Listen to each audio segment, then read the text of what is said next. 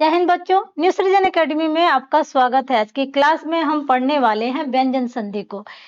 इस क्लास से पहले हमने देख लिया था स्वर संधि के जो 5 भेद होते हैं आपके दीर्घ संधि, गुण संधि, वृद्धि संधि, यड़ संधि और अयादि संधि, उस पर हमने चर्चा कर लिया था। आज की क्लास में हम व्यंजन संधि के जो नियम हैं उन नियमों पर चर्चा करेंगे। व्यंजन संधि थोड़ा समझना टेढ़ा होता है, मतलब थोड़ी कठिन होती है। प्रश्न इससे ज़्यादा नहीं आते हैं। इससे बने हुए जो शब्द होते हैं वे आपके वर्तनी शुद्धि में या शब्द शुद्धि में दिखाई पड़ते हैं। तो ध्यान से देखेंगे आप, अगर ये आपका व्यंजन संधि आपको समझ में आ जाता है तो फिर आपसे वर्तनी शुद्धि के जो प्रश्न होंगे बिल्कुल सही होंगे, उनसे गलतियाँ नहीं होंगी। स्टार्ट करते हैं आज की क्लास। व्यंजन संधि किसे कहते हैं? हमने देखा था कि स्वर संधि में स्वरों का मेल जब स्वर से हो रहा था तो वहां पे जो है स्वर संधि हो रही थी। व्यंजन में देखेंगे कि व्यंजन का मेल स्वर से होगा या व्यंजन से होगा, या फिर देखेंगे कि आगे चल करके नियमों में देखेंगे कि पहले स्वर होगा बाद में व्यंजन होगा, तो वहां पे भी कौन सी संधि होगी? व्यंजन संधि होगी। पहला उदाहरण है वागीश। वागीश को हम तोड़ करके देखते हैं तो हमें पता चलता है कि किस तरह से यहाँ पे व्यंजन संधि दिखाई पड़ रही है। तो वागीश को तोड़ेंगे तो यहाँ से निकलेगा वाक प्लस ईश। वाक प्लस ईश निकलेगा यहाँ से। यहाँ देखेंगे, अगर पहले वाला जो प्रथम शब्द है उसके अंतिम वर्ण में हलंत आपको दिखाई दे रहा है, यानी कि संधि विच्छेद में जाकर के आप देख सकते हैं, अगर वहां पे आपको हलंत दिखाई दे रहा है यानी कि जो ये उदाहरण है वह व्यंजन संधि का है। तो वाक यानी यहाँ पहले क्या है? व्यंजन है। व्यंजन का मेल किससे हो रहा है? व्यंजन का मेल हो रहा है स्वर से।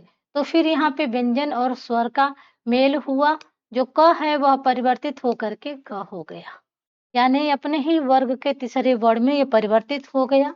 यहाँ बचा हुआ टुकड़ा आपका है वाक, यानी कि क के नीचे हलंत होगा, और यहाँ पे जो है ईश।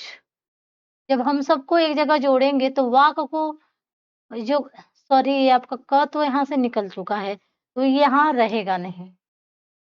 तो यहाँ पर आपका बचा हुआ टुकड़ा क्या है? वा। वा और ग जब हम यहाँ इकट्ठा करेंगे वा ग, अब जो यह हलंत है यह कब हटेगा? जब ई जो है इसको सहारा देगा तो गी हो जाएगा, और तालव्य श हम इसमें जोड़ देंगे तो श जोड़ करके वागीश शब्द पुनः आपके बन करके तैयार हो जाएगा। सजन की बात करें तो सजन को हम तोड़ करके देख लेते हैं। जैसे सत, सत प्लस जन, सत प्लस जन। अब यहाँ त जो है परिवर्तित हो रहा है ज में। किस में परिवर्तित हो रहा है? ज में परिवर्तित हो रहा है। यहाँ बचा हुआ टुकड़ा स है और यहाँ बचा हुआ टुकड़ा जन है। जब सब हम इकट्ठा करेंगे तो चूंकि जो है आधा ज हम ऐसे लिखते हैं, फिर पूरा जन लिख देंगे और जो है पुनः शब्द आपका सजन बन के तैयार होगा। यहाँ देखेंगे व्यंजन का मेल किससे हो रहा है? व्यंजन से हो रहा है। तो यहाँ पे कौन सी संधि होगी? आपकी व्यंजन संधि होगी। आगे बढ़ते हैं हम। अब हम चर्चा करते हैं व्यंजन संधि के नियमों पर। तो पहला नियम देखेंगे क्या है? वर्ग के पहले वर्ण का तीसरे वर्ण में परिवर्तन क्या होगा?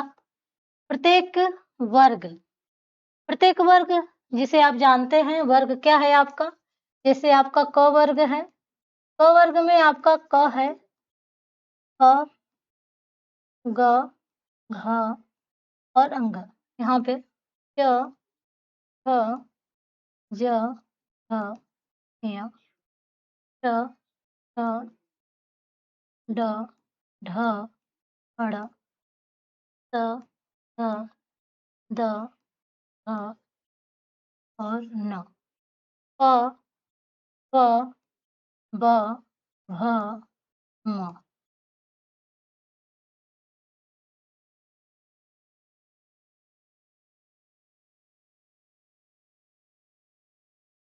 अब ये जो है प्रत्येक वर्ग का, ये आपका च वर्ग है, ट वर्ग है, त वर्ग है और प वर्ग है।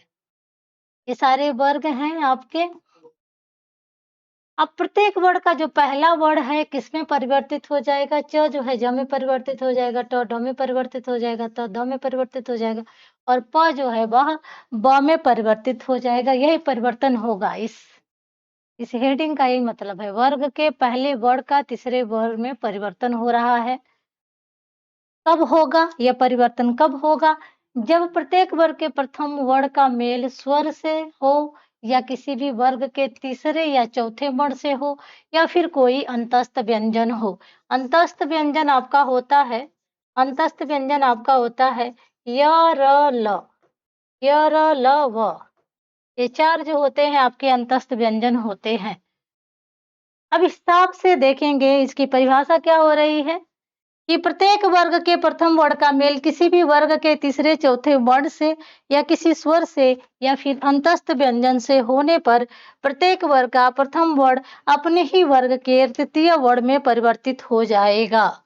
किसी भी वर्ग के प्रथम वर्ण का मेल किसी भी वर्ग के तीसरे चौथे वर्ण से या फिर किसी स्वर से या फिर किसी अंतस्थ से व्यंजन से होने पर प्रत्येक वर्ग का, यानी कि ये जो आपका, जैसे आपका ये क है, च है, ट है, त और प है, तो ये क्या होंगे? क जो है अपने ही वर्ग के ग में परिवर्तित हो जाएगा तृतीय। च जो है किस में परिवर्तित हो जाएगा? ज में परिवर्तित हो जाएगा। च किस में परिवर्तित हो जाएगा? च आपका जो है वह ज में परिवर्तित हो जाएगा। देखिए, क जो है परिवर्तित हो रहा है ग में, और च परिवर्तित हो रहा है ज में। ट किस में परिवर्तित हो जाएगा? ट परिवर्तित हो जाएगा ड में, और त परिवर्तित हो जाएगा द में, और प परिवर्तित हो जाएगा ब में। यहाँ पर हमने देख लिया कि क ग में परिवर्तित हो जाएगा, च ज में, आपका ट जो है वह ड में परिवर्तित हो जाएगा, और आपका त जो है वह द में परिवर्तित हो जाएगा। प किस में परिवर्तित हो जाएगा? ब में। तो किसी भी वर्ग के प्रथम वर्ण का मेल किसी भी वर्ग के तीसरे या चौथे वर्ण से हो, या फिर किसी स्वर से हो, या अंतस्थ व्यंजन से हो, तो प्रत्येक वर्ग का जो प्रथम वर्ण है वह अपने ही वर्ग के तीसरे वर्ण में परिवर्तित हो जाएगा। अब हम इसके देख लेते हैं, जो ये परिभाषाएं हैं, यानी इनको हम तोड़ करके देखते हैं। दिगंत, दिगंत को हम तोड़ेंगे तो इसमें क्या क्या बाहर होगा? दिक् प्लस अंत, दिक् प्लस अंत। यहाँ देखेंगे क जो है अपने ही वर्ग के ग में परिवर्तित हो जा रहा है। मेल किसे हो रहा है? अंत से। यहाँ पे बचा हुआ टुकड़ा क्या है? आपका दिक् है। क के नीचे हलंत आ गया, सॉरी, क यहाँ से हट जाएगा। यहाँ पर बचा हुआ टुकड़ा सिर्फ आपका दी है। अब दी और ग यहाँ पे हम जब इकट्ठा करेंगे तो दी ग, और ये जो आधा ग है इसको जब अ पूरा करेगा तो ये पूरा हो जाएगा, यानी हलंत यहाँ से हट जाएगा, और आपका जो है दिगंत शब्द बन करके पुनः तैयार हो जाएगा। ठीक उसी तरह से देखेंगे ये दिगंबर है, यह जो है बनेगा दिक् प्लस अंबर से, दिक् प्लस अंबर से। वागीश्वर है, वह बनेगा आपका वाक प्लस ईश्वर से। अब इसे आप तोड़ करके देख लेंगे। आजादी शब्द है आपका, ये अजंत शब्द है, यह बनेगा अच प्लस अंत से, अच प्लस अंत से। आजादी जो शब्द है वह बनेगा आपका अच प्लस आदि से,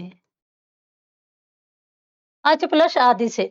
षडानन जो शब्द है वह बनेगा आपका षट प्लस आनन, षट प्लस आनंद से क्या बनेगा? षडानन बन जाएगा। भगवत प्लस भजन, तो भगवत और भजन कैसे बनेगा? भगवत, भगवत प्लस भजन, भगवत प्लस भजन। यहाँ क्या करेंगे? अगर हम इसको एक साथ करते हैं तो यहाँ सॉरी, यहाँ पे आपका क्या बदल रहा है? त जो है द में परिवर्तित हो जा रही है, यही हो रहा है। लेकिन बाद में अगर स्वर नहीं है, व्यंजन है, तो हलंत जो है इसका रह जाता है, यानी कि शब्द शुद्धि में यह शब्द आपको दिखाई पड़ता है, यानी कि बिना हलंत वाला सही है या हलंत वाला सही है। लेकिन अगर आपको जो है व्यंजन संधि का नियम पता है तो फिर आपसे गलतियां नहीं होती हैं, और आपका जो वर्तनी शुद्धि या शब्द शुद्धि से जो आपके प्रश्न आते हैं वो बिल्कुल सही हो जाते हैं। जैसे सदगुण है, इसको हम तोड़ेंगे तो क्या इसमें से निकलेगा? सत प्लस गुण, सत प्लस गुण। यहाँ पे क्या हो रहा है? त का मेल किससे हो रहा है? त का मेल किससे हो रहा है? क वर्ग के तृतीय वर्ग से हो रहा है, तो सत जो है त क्या होगा? द में परिवर्तित हो जाएगा। यहाँ बचा हुआ टुकड़ा स है, और यहाँ पे आपका गुण, जब हम सबको एक जगह जोड़ेंगे तो क्या हो जाएगा? सदगुण हो जाएगा, सदगुण। यहाँ भी सदगुण में आपका हलंत होगा, सदगुण में हलंत होगा, यानी कि त जो होगा जब आधा है तो उसका आधा द ही होगा, ना कि पूरा। तो यहाँ पे वर्तनी शुद्धि में यह शब्द आपको दिखाई पड़ सकता है। अब्ज की बात करें तो अब्ज को हम तोड़ेंगे तो आप प्लस ज होगा। यहाँ प परिवर्तित होकर अपने वर्ग के ब में परिवर्तित हो रहा है। तो आप तोड़ करके देख लेंगे। शुबंत की बात करें तो शुबंत तोड़ेंगे तो क्या निकलेगा इसमें से? सुप प्लस अंत निकलेगा। यहाँ आपने समझ लिया कि प्रत्येक वर्ग का जो प्रथम वर्ण है अपने ही वर्ग के तृतीय वर्ण में परिवर्तित हो रहा है और किस तरह से। ये सारे उदाहरण हैं, इनको जो बच रहे हैं आपके उदाहरण से आप तोड़ करके प्रैक्टिस कर लेंगे। आगे देखेंगे नियम क्या है प्रथम वर्ण का पंचमाक्षर में परिवर्तन। यहाँ पे क्या हो रहा है? नियम क्या है? प्रत्येक वर्ण का पंचमाक्षर में परिवर्तन हो रहा है। कैसे? क जो है अपने ही वर्ग के अंग में परिवर्तित हो जाएगा। क जो है अपने ही वर्ग के य में परिवर्तित हो जाएगा। ट अपने ही वर्ग के अड़ में परिवर्तित हो जाएगा। त है जो अपने ही वर्ग के न में परिवर्तित हो जाएगा और प जो है अपने ही वर्ग के म में परिवर्तित हो जाएगा। यानी कि इस तरह से परिवर्तन हो रहा है। कब परिवर्तन हो रहा है? जब प्रत्येक वर्ग के प्रथम वर्ण का मेल किससे हो रहा है? या तो म से हो रहा है या फिर न से हो रहा है, तब यह परिवर्तन हो रहा है। उदाहरण देखेंगे, जैसे आपका है वांग्मय। वांग्मय को तोड़ेंगे तो इसमें से क्या निकलेगा? वाक प्लस मय। वाक प्लस मय यानी कि वांग्मय क अपने ही वर्ग के पंचमाक्षर में परिवर्तित हो जाएगा। और ये जो आपका टुकड़ा है मय और ये आपका जो टुकड़ा है वा, यानी कि वांग्मय यानी कि जो ग है यहाँ पे, इसको अगर वर्तनी शुद्धि से देखा जाए, अगर आपसे पूछा जाए तो ये आपका इस तरह से होगा, यहाँ पे आधा अंग होगा तो वांग्मय हो जाएगा। षण्मुख की बात करें तो इसे हम तोड़ेंगे तो क्या होगा? षट प्लस मुख। षट प्लस मुख। यहाँ पे ट जो है अपने ही वर्ग के आधा अड़ा में परिवर्तित हो जा रहा है और आधा अड़ा जो हम किस तरह से लिखते हैं? इस तरह से। उन्मत्त की बात करें तो उन्मत्त कैसे टूट रहा है? उत प्लस मत। यहाँ पे क्या है? त का मेल किससे हो रहा है? त का मेल किससे हो रहा है? त का मेल हो रहा है म से, तो त किस में परिवर्तित हो जाएगा? अपने ही वर्ग के न में परिवर्तित हो जाएगा। और इस तरह से जब हम एक जगह इसको जोड़ेंगे तो उन्मत्त शब्द जो है पुनः बनकर तैयार होगा। चिन्मय की बात करें तो चिन्मय जो है किस तरह से बनेगा? चित्त प्लस मय। चित्त प्लस मय क्या हो जाएगा? चिन्मय। जगत प्लस नाथ। जगत प्लस नाथ क्या हो जाएगा? जगन्नाथ हो जाएगा। जगत प्लस नाथ जगन्नाथ हो जाएगा। सबको तोड़ेंगे, प्रैक्टिस करेंगे, जो इसका नियम है इस नियम के आधार पे तो है बिल्कुल सही हो जाएगा। आगे हम देखेंगे अगला नियम है छ संबंधी नियम। छ संबंधी में क्या है? आगे देखेंगे छोटा अ है, छोटी ई है, छोटा उ और आ है। इसका मेल यदि हम छ से कराते हैं तो इन दोनों के बीच में च का आगम हो जाता है, यानी कि जो च है बिना बुलाए मेहमान यहाँ बन करके आ जाता है। जैसे यहाँ पे देखेंगे अगर हम इसे तोड़ते हैं आ प्लस छादन, तो अंतर बस ये होता है कि जब हम दोनों को एक जगह करते हैं तो यहाँ देखेंगे च का आगम हो चुका है। यहाँ पे देखेंगे इसे तोड़ेंगे स्व प्लस छंद। जब दोनों को हम जोड़ रहे हैं तो यहाँ बीच में जो है आधा च आ जा रहा है। परि प्लस छेद परिच्छेद हो जाएगा। वी प्लस छेद हो जाएगा। वी प्लस छेद। अनु प्लस छेद। वृक्ष प्लस छाया। यहाँ पे देखेंगे छाया छ आ रहा है बाद में, तो यहाँ पे अ के बाद क्या आ रहा है? छ आ रहा है, तो यहाँ पे जो है च का आगम हो चुका है। तो इस नियम को भी आपने समझ लिया। अगले नियम में देखेंगे यदि त का मेल जो है च और छ से होगा तो त जो है च में परिवर्तित हो जाएगा। जैसे सत प्लस चरित्र क्या हो जाएगा? सचरित्र। सत प्लस चित। यहाँ पे जो है त जो है अपने ही वर्ग के आधा च में परिवर्तित हो रहा है। बाकी ये दोनों भी इसी तरह से हो जाएंगे। यहाँ पे आपका हो जाएगा उत प्लस छिन्न। आगे बढ़ेंगे, अगला नियम देखेंगे। अगला नियम है, इसमें क्या हो रहा है कि त का मेल ज और झ से हो रहा है, तो त जो है वह ज में परिवर्तित हो जा रहा है। काफी आसान है इसको समझना। जैसे सत प्लस इसको हम समझेंगे क्या होगा? सत प्लस जन। यहाँ पे त जो है अपने ज में परिवर्तित हो जा रहा है, यानी कि आधा त जो है आधा ज हो जाएगा। यहाँ जगत प्लस जननी में देखेंगे तो ठीक इसी तरह से त जो है आधा ज में परिवर्तित हो गया। जब हम एक जगह जोड़ेंगे तो फिर वो शब्द आपका बन के तैयार हो जाएगा। अगले नियम को देखेंगे। अगला नियम है ट का मेल किससे हो रहा है? या तो ट से हो रहा है या तो ड से हो रहा है। ट का मेल किससे हो रहा है? ट से मिला ड से, तो ट जो है ट में या ड में परिवर्तित हो जा रहा है। तो क्या होगा? बृहत, बृहत प्लस टीका, बृहत प्लस टीका।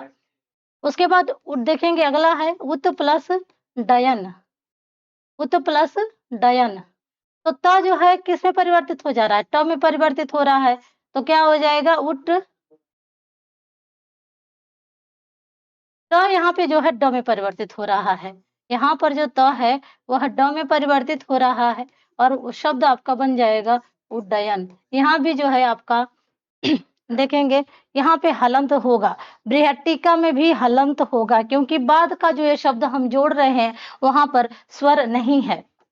आगे देखेंगे अगला प्रश्न है त का मेल यदि ल से हो रहा है तो त जो है ल में परिवर्तित हो जा रहा है। जैसे तत प्लस लीन, तत प्लस लीन। त यहाँ पे आधा त आधा ल बन गया, सब हम इकट्ठा हमने जोड़ दिया तल्लीन हो गया। उल्लेख की बात करें तो उल्लेख भी उसी तरह से उत प्लस लेख, यहाँ पे भी जो त है वह किसमें? आधा ल में परिवर्तित हो गया। उल्लास भी इसी तरह से उत प्लस लास हो जाएगा उल्लास। अगला नियम है त का मेल यदि श से कराते हैं तो त जो है च में परिवर्तित हो जाएगा, श जो है वह छ में परिवर्तित हो जाएगा। जैसे देखेंगे उत प्लस श्वास की बात करें, उत प्लस श्वास ये जो है काफी आपसे पूछा जाता है, संधि विच्छेद ये पूछा जाता है आपसे। तो त यहाँ पे क्या हो रहा है? त जो है आधा च हो जाएगा और ये जो श है आधा, ये आधा छ हो जाएगा। तो इस तरह से आपका ये शब्द बन जाएगा उच्छ्वास। उच्छिष्ट की बात करें तो यहाँ पे उत प्लस छिष्ट होगा, उत प्लस छिष्ट। और जब हम इकट्ठा करेंगे तो त जो है किसमें हो जाएगा? आधा च और छ जो है परिशिष्ट होगा, श जो है आपका छ में परिवर्तित हो जाएगा और पुनः शब्द आपका उच्छिष्ट बन के तैयार हो जाएगा। सत प्लस शास्त्र में इसको अगर हम तोड़ेंगे तो इसमें से निकलेगा आपका सत प्लस शास्त्र, शस्त्र, सत प्लस शास्त्र। क्या हो जाएगा? परिवर्तित होके सछास्त्र हो जाएगा क्योंकि यहाँ पे त जो है आधा च हो जा रहा है और जो श है वह आपका क्षत्रिय वाला छ हो जा रहा है, क्षत्रिय वाला छ। आगे हम बढ़ेंगे, अगला नियम देखेंगे। यदि त का मेल ह से हो रहा है तो त जो है द में परिवर्तित हो जाएगा और ह जो है वह ध में परिवर्तित हो जाएगा। जैसे तत प्लस हित, तत प्लस हित। यहाँ त जो है किस में परिवर्तित होगा? द में, और ह जो है वह थ में परिवर्तित हो जाएगा। अब इस तरह से तद्धित हो जाएगा। उद्धार की बात करें तो उत प्लस हार हो जाएगा और इस तरह से जो है आपका पुनः यह शब्द बन के तैयार हो जाएगा उद्धार। आगे देखेंगे अगला नियम है। अगले नियम में म संबंधी नियम में 3 नियम दिखाई पड़ते हैं। यदि म का नियम स्पर्श व्यंजन से होगा तो म जो है वो पंचमाक्षर में परिवर्तित हो जाएगा। म का नियम यदि म का मेल जो है यदि अंतस्थ व्यंजन से हो या स्पर्श व्यंजन से है तो म जो है वहां पे अनुस्वार के रूप में परिवर्तित हो जाएगा। म का मेल यदि म से कराते हैं तो म में कोई परिवर्तन नहीं होगा। किस तरह से? यहाँ देखिए संकलन है, इसको हम तोड़ेंगे तो यहाँ से क्या निकलेगा? सम प्लस कलन, सम प्लस कलन। तो यहाँ से जो म है अपने ही वर्ग के पंचमाक्षर में परिवर्तित हुआ है। यहाँ पे देखेंगे संगति, संगति में क्या होगा? सम प्लस गति। यहाँ पे जो म है अपने ही वर्ग के, यहाँ पे जो ग है अपने ही वर्ग के अंग में परिवर्तित हो रहा है। यहाँ पे देखेंगे संजय। संविधान में देखेंगे ये दूसरा जो नियम है जिसमें म का मेल किससे हो रहा है? अंतस्थ व्यंजन से हो रहा है, स्पर्श व्यंजन से हो रहा है। तो इसे देखेंगे सम प्लस विधान, सम प्लस विधान। बाद में क्या आ रहा है? अंतस्थ व्यंजन आ रहा है, पहले क्या है? म है। अब यहाँ म किस में परिवर्तित हो जाएगा? अनुस्वार में परिवर्तित हो जाएगा और यानी कि म जो है अनुस्वार का रूप धारण कर लेगा। इसमें भी क्या होगा? अब यहाँ पे स है और यहाँ पे विधान है और म जो है परिवर्तित हो गया अनुस्वार में। तो अब हम इकट्ठा करेंगे तो यह शब्द संविधान जो है शब्द पुनः बन करके तैयार हो जाएगा। संसार की बात करें तो संसार को तोड़ेंगे तो यहाँ पे भी देखेंगे सम प्लस सार होगा। संहार की बात करें तो सम प्लस हार होगा। यहाँ देखेंगे जो बदलाव नहीं हो रहा है तो इसमें क्या है? सम प्लस मान, सम प्लस मान कोई परिवर्तन नहीं है। सम प्लस मति कोई परिवर्तन नहीं है। यानी कि इसमें जो है क्या हो रहा है? यदि म का मेल स्पर्श व्यंजन से हो रहा है तो यहाँ पे जो है आपका पंचमाक्षर हो रहा है। यहाँ पर म का मेल यदि अंतस्थ और स्पर्श व्यंजन से हो रहा तो यहाँ पे जो है म अनुस्वार में बदल जा रहा है, यानी कि सिर्फ बिंदिका चिन्ह के रूप में परिवर्तित हो जाएगा। यदि म का मेल म से होगा तो म में कोई परिवर्तन नहीं होगा। अगला नियम देखेंगे न संबंधी नियम। इसमें जो है री हुआ, र हुआ या मूर्धन्य श हुआ, इनका मेल यदि न से होगा तो न जो है र में परिवर्तित हो जाएगा। किस तरह से देखेंगे तो परि प्लस नाम। यहाँ पे देखेंगे र का मेल न से हो रहा है तो न किस में परिवर्तित हो जा रहा है, ड़ में। यहाँ पे भूष, भूष प्लस अन्न, भूष प्लस अन्न। यहाँ पे जो है स का मेल हो रहा है अन्न से, तो यहाँ पे क्या हो जाएगा, भूषण हो जाएगा, भूषण। प्रमाण की बात करें तो प्र प्लस माण, यहाँ पर जो है प्र प्लस मान होगा, यहाँ पे न अड़ में परिवर्तित हो जाएगा। त्रिस प्लस ना, यहाँ तृष्णा हो गया। री प्लस न, यहाँ पे ऋण हो गया। आगे हम देखेंगे अगला नियम इसका। अगला नियम है दंत संबंधी नियम, यानी कि स संबंधी नियम। इसमें क्या होगा, और आ से भिन्न कोई भी स्वर होगा आगे बाद में, यदि दंत स है तो वो बाद में क्या होगा, श में परिवर्तित हो जाएगा, यानी कि मूर्धन्य श में। किस तरह से देखेंगे, जैसे वी प्लस सम, जब दोनों का मेल होगा तो ये जो स है किसमें परिवर्तित हो जाएगा, मूर्धन्य स में। विषाद की बात करें तो वी प्लस साध, यहाँ जब दोनों का मेल होगा तो ये मूर्धन्य श में परिवर्तित हो जाएगा। सुषमा की बात करें तो सु प्लस समा। इस नियम के आधार पे देखेंगे सारे जो है अ से भिन्न स्वर हैं और इनका मेल जब दंत स से हो रहा है तो दंत स मूर्धन्य श में परिवर्तित हो जा रहा है। अगला नियम देखेंगे, और ये नियम जो है आखिरी है व्यंजन संधि के। इसमें क्या हो रहा है कि मूर्धन्य श का मेल त या थ से होने पर त जो है ट में परिवर्तित हो जाएगा और थ जो है थ में परिवर्तित हो जाएगा। जैसे आकृष्ट प्लस त है तो यहाँ पे क्या हो जाएगा, आकृष्ट हो जाएगा। आकृष्ट क्या हो जाएगा, यहाँ पे हो जाएगा आकृष्ट। तो फटाफट हमने व्यंजन संधि को समझ लिया कम टाइम में। आकृष्ट प्लस ट, यहाँ पे त जो है क्या हो जाएगा, ट में परिवर्तित हो जाएगा। यहाँ पे हो जाएगा उत्कृष्ट, उत्कृष्ट त जो है ट में परिवर्तित हो जाएगा। यहाँ पे स प्लस ठ है तो ठ किस में परिवर्तित हो रहा है, ठ में। ठ जो है ठ में परिवर्तित हो रहा है तो ये आपका हो जाएगा षष्ठ, षष्ठ। यहाँ इष्ट, इष्ट हो जाएगा, इष्ट। ये जो है त का मेल यदि स से हो रहा है तो यहाँ पे क्या हो रहा है, स का लोप हो रहा है। जैसे उत प्लस स्थान, उत प्लस स्थान, यहाँ पे जो है ये स जो है ये क्या हो रहा है, गायब हो रहा है। तो ये थे आपके व्यंजन संधि के नियम। उम्मीद है कि कम टाइम में आपको व्यंजन संधि रिवीजन के लिए काफ़ी अच्छी क्लास है। मिलते हैं फिर नेक्स्ट क्लास में।